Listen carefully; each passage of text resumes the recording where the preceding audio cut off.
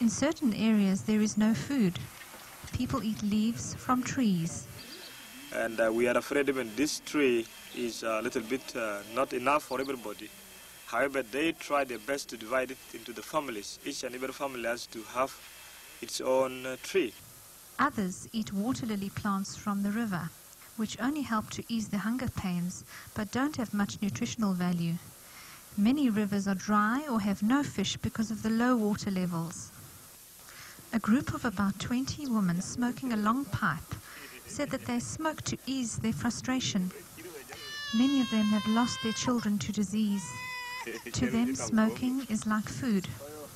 A female deacon claimed that her husband divorced her after she had lost 6 children due to sickness. The husband maintained that she was responsible for the death of the children. She noted with a lot of bitterness, Sudanese women have no say in a marriage relationship. One woman lamented, "Cover our nakedness," and another echoed her cry, "We are ashamed of our nakedness," for it is unusual for the Sudanese woman to be naked in public. But the current situation has forced us to behave in such an awkward manner. The village chief expressed his concern about the children. The children are growing like grass and have nothing to do. These children don't go to school. The chief felt that although there are many willing organizations, they have not heard the cries for help. The children need education to ensure that they will have opportunities when peace comes. A co-worker took tennis balls along, which provided hours of joy to these kids who would otherwise have no toys and live in constant fear of attacks. In 1998, students turned up at Open Doors theological leadership training courses, so famished that they could not keep awake during the classes and stay on their feet. This triggered off our Relief Aid project.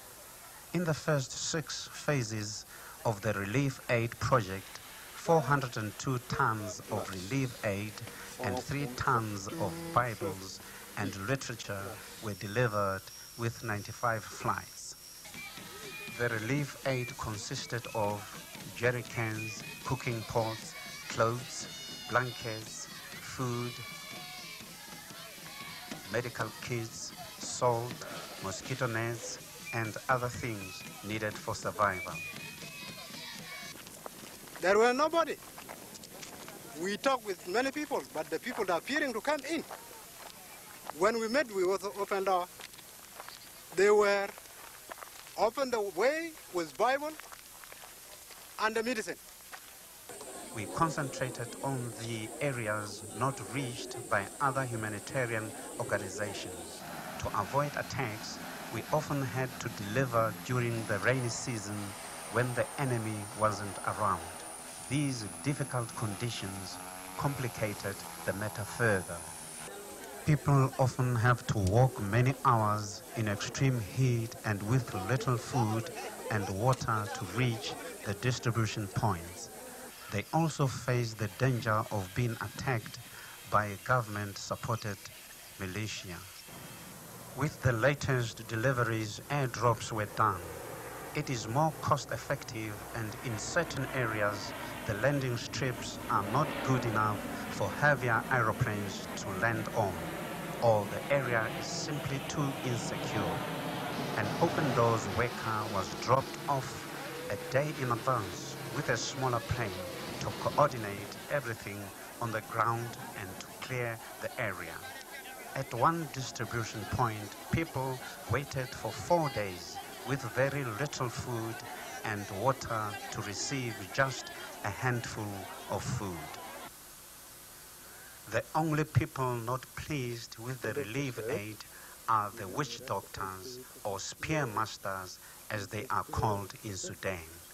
One commented that Christianity and modernization are making them unpopular, especially the arrival of the food relief. The people are realizing that they are benefiting less from the witch doctors. Open Doors sent a medical doctor into southern Sudan. She used her expertise to assess the medical need and to help where possible. The population is out of touch with the medical services.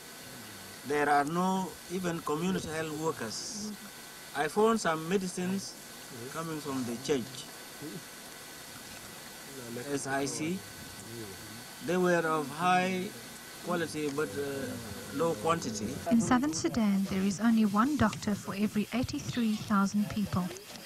One has to walk on average 7 hours to reach the nearest hospital and about 3 hours to reach a clinic. Some of the hospitals are reasonably well equipped and able to do limited surgery, while others are very basic.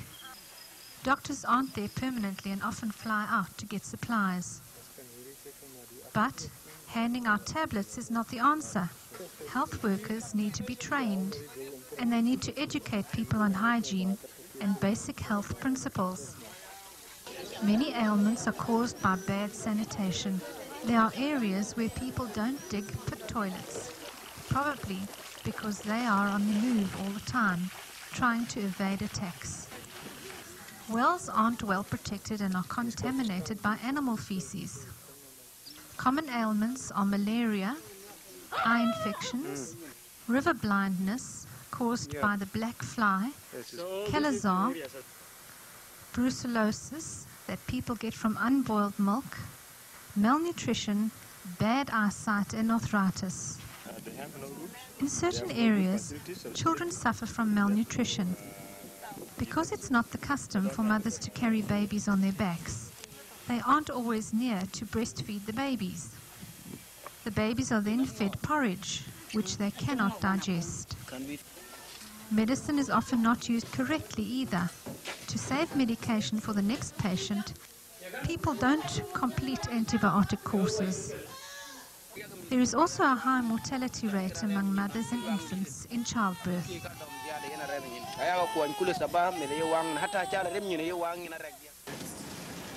Many people object to simply handing out relief aid, arguing that people develop a dependency mentality. Our goal, however, is to get the people self-sufficient, and the Sudanese share this vision. That is why seed and implements are also distributed. Now it's enough. We don't want to depend on somebody. It's enough that people have been depending on relief things.